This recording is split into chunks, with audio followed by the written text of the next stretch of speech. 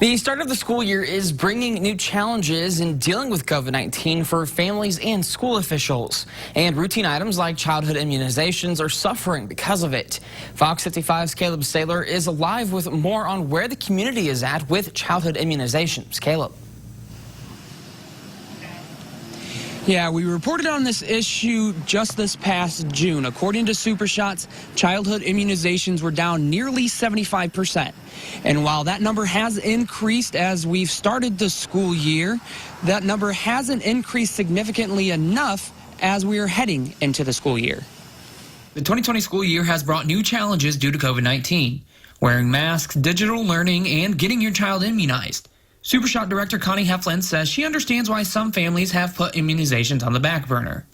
Let's face it, we've all been living a different life due to COVID, and so it's been hard to get into doctor's office. It's been hard to manage all the different appointments that we need. In the months of March and April, SuperShot would normally see about 1,200 kids.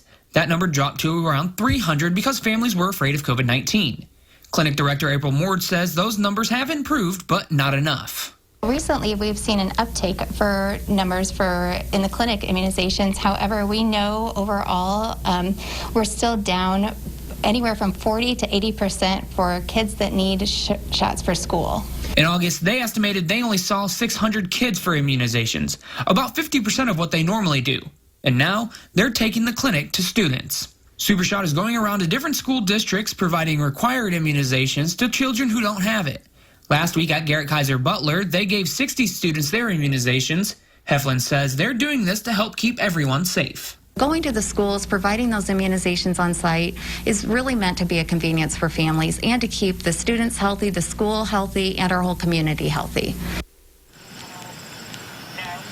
Now, Moore explained that they are seeing the largest decrease in numbers in those in kindergarten and 6th grade, so families with children in those grades are especially encouraged to get their shots.